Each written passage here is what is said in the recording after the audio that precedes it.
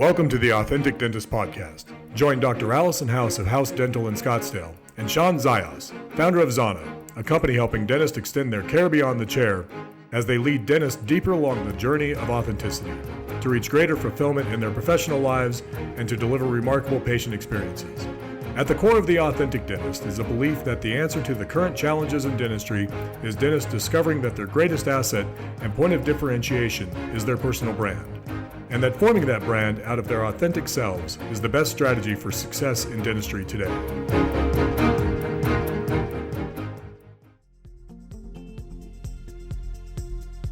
So this podcast is brought to you by Zana, and Zana makes electric toothbrushes, but it's more than that.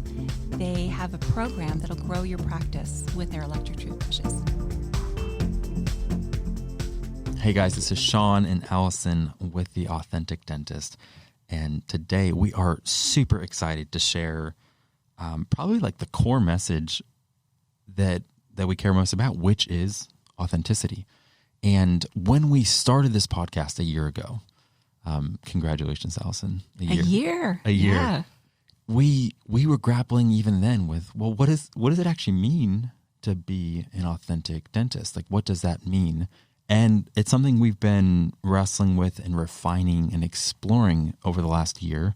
So we're excited today to go deeper into that. But first, we just want to start with why authenticity matters. And I think being authentic is figuring out who you are and what is important to you, and then expressing it. And you and I were talking a little bit about that. That opportunity to be vulnerable and be honest with your patients and still be professional. And it's a balance, of course. But when you put on that white coat, you don't disappear behind it. You know, and right now, if you're not being authentic, now I feel like there's a continuum, and I think you've mentioned this. So if you're not anywhere close to being as authentic as you could be, what happens is you run the risk and the danger of kind of providing a service, as great as it is, that could come across like a commodity. And when your patients have a chance to check out a new special from someone else, instead of evaluating that decision of, I'm part of a family that I'm connected to, that knows me, that there's this strong loyalty and bond and engagement, it's like, yeah, you know, I pay a certain price and I get a good service, but it's a commodity. And bonds from commodities are really easy to break. And buying behavior to switch from something like that is simple. So right now, because of how competitive the marketplace is, and because of, if you're listening to this, we know you want to build an amazing practice that's going to be fulfilling. Having it set up so that you have just your practice that comes across like a commodity is not going to set you up for that. So that's why right now, authenticity has never been more important, not just for your own fulfillment, but for the health of your practice. So when we're talking about authenticity, I think we need to talk about what it doesn't look like. So what it doesn't look like is on Sunday when you're dreading going to work on Monday. When all you can think about is your contracts with insurance companies and how little you're being paid. When you have a team that you don't care for, that you don't like, and you just dread spending the day across from this one assistant. Those are when you're practicing inauthentically, because you know there's issues and you're not addressing them. You're just pretending, or maybe not even pretending, maybe you're just completely honest. This stinks. That's not fulfilling. That's not being authentic. Authentic is when you address the issues and you make your practice yours. And you mentioned it twice, so I think it bears repeating. Yeah, dread really is like a signpost. If there's dread in your life surrounding any part of your dentistry, that is definitely a sign that, I don't know, there's some area of hopelessness. And hopelessness, that's a sign that if you don't have hope in your heart for everything you're pursuing right now, it means that you're not living in that place of being aligned and wholehearted which is that authentic expression. So it's like when you know you're being authentic, it's when the dreams on your heart, you're connected to them. And it doesn't mean you're not going to have struggles. It doesn't mean you're not going to face difficult times, but you stay connected to what you care about and you stay connected to what's at the heart instead of, again, the opposite of that would be, disconnecting from what matters, kind of just becoming more robotic and just going through the motions. And that doesn't fulfill people. And you're right, it doesn't bond you to your patients either. And that doesn't mean that we're all alike. We all have different values that are important to us and we express them differently. If you're a relationship, that's your highest value, then having that relationship with patients. If beauty is your highest value, then maybe you're much more of a cosmetic dentist and you're seeing the beauty in everyone's smile. Maybe achievement is your highest. And so you need to build this practice where you do really complex dentistry and you're at the top of your field. All of those are acceptable and they're good practices, but they're different. If you're practicing in a way that doesn't make you feel good, you need to step back and figure out, well, what is it? Because it's you. It's always you. And I love that because what you're saying is like what it looks like for every dentist is completely different. We don't know why you got into dentistry. We don't know what that passion of your heart is and what that contribution is you are so excited to make. But whatever it is, you need to discover that and stay true to that.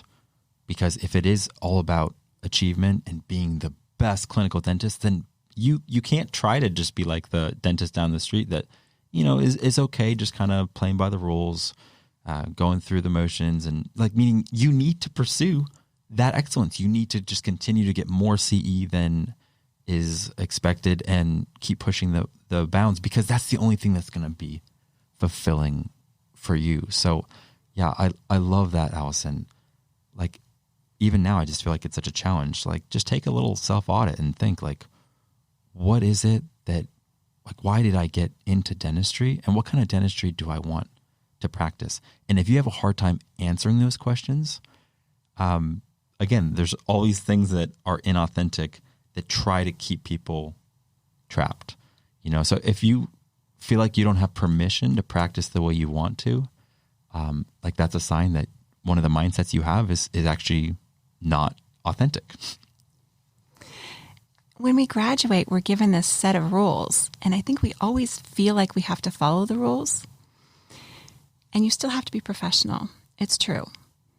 But you also have to follow what's important to you. When I first graduated and started my own practice, I thought there was a boundary between me and my patients. And there is, but I had a patient that was getting married, and I wanted to send her a card for her wedding. And I didn't feel like I could do that because it wasn't a professional thing to do. And I had a child that was graduating from high school. And again, I wanted to just reach out and congratulate them. And I felt awkward about it. So at this point, I know that's who I am. And I want to reach out. And so I do. And I don't think that makes me less professional. I feel like that's how I bond with my patients because the relationship is really important to me. It's one of my highest values. See, everything about what you just said, I absolutely love it. You said you didn't feel like you could, but it's who you are. And that is the tension of what I think a lot of people find themselves in is, well, I've been told that this is what a dentist does, and these are the rules, and this is how you practice dentistry. So I should be doing this. I can't be doing that. I need to do this. And then if I think of, well, what's the best way to grow my practice? Or what's the best way to brand my practice? My very first thought is I'm looking to someone that knows the answer, the right answer, because there's got to be a right answer. When the right answer actually comes when you look in the mirror and you realize what comes up inside of you when you think about your patient and giving them great care. What comes up inside of you when you think of how you want to lead your team in a way that's true according to your leadership style. You can't fake it and try to be something that you're not, or else that 70,000 hours in your profession is going to be described as contrived and filled with anxiety and performance. That's not what you want. That's not what you want. So that branding piece is really important, and we are going to have a course on that. That's probably going to take us a year because we've got a couple other things to do first. But that branding is really important because it shows who you are. And when you brand yourself out there, people are looking for you. They're looking for what you value, who you are, and then you get patients that want you. If you brand yourself with something that's fake or that somebody else came up with, you're going to get patients that are unhappy with you because you aren't who you said you were. And that is, it's so true. It's like when I frequent brands, there's a lot of brands I have such crazy faithfulness to, and as we were talking about, like, I love In-N-Out. I love Chick-fil-A. I don't feel the same about Arby's. I don't feel the same about Jack in the Box. And it's not like a scientific evaluation. Well, it's because of the beef that they serve. If you look at it, it's that much healthier, and it's the actual ingredients, and it's the spectrum of the way that they price their items. It's not some scientific evaluation. It's that I like the connection that I have because I feel like In-N-Out is true to who they are, and they've remained that way, and it was different. Chick-fil-A. Oh yeah, it's a great business strategy. Close on Sunday. Okay. Why would we close on Sunday? Because we'll be more profitable that way. No, it wasn't about profitability. It was about what they believed in, and people don't have to agree with them, but somehow they're who they are. It resonates with me, and there's that connection. So right now, if a patient is going into your practice, you don't want to be like Arby's. What does Arby's stand for? I don't know. I don't know why I would go to Arby's over some other place. Personally, that's me. You don't want to just be the vanilla dentist that's trying to be like that typical dentist that you feel like. You need to be you. If you love fishing, you absolutely love fishing, that's all you think about when you're not doing dentistry, maybe there's a way that you're able to attract other people that might also have a similar hobby, and they love talking to you about fishing while you're doing great dentistry on them. And there's that resonance, So yeah, it's just like, it's about getting to have that authentic expression of who you are so that when people get attracted to that, like, you can't fake authenticity. You can't fake connection. You can't fake real engagement with people. And that's what we want for you in your practice, is to have that with every patient. So you said the engagement and talking to patients. And if you have all kinds of stuff in the back of your mind, financial pressure, you don't like your assistant, you don't feel like you're a good dentist, all this stuff in the back of your mind, when you're sitting in front of a patient, they see it. They see that you're not listening to them. You're not open and paying attention to what they're telling you because you got all this other stuff running in the back of your mind. So part of being authentic is that you've dealt with your stuff, whatever that stuff is, so that when you sit in front of a patient, you can listen. And that's really how you become a great dentist, is you listen and you give your patients what they're asking for rather than making decisions for them, because that's what people want. They want someone to listen, and they want great dentistry. So having that script in the back of your mind of I'm running behind, I don't have enough money this month, whatever, it's distracting you from what you're really wanting to do and what would make you feel fulfilled and what would solve all those other issues too. When we were prepping, one of the things you said to me, Allison, which was so profound, was, I asked, like, well, what is authenticity? And you're like, it's getting out of your own way.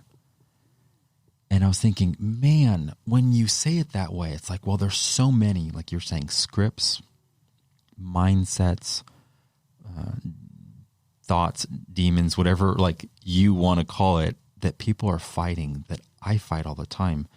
And those are the things that are keeping me from just getting to fully own who I am, own my strengths, own my passions, own what I really care about. Because when I can own that, then I'm free to be others focused.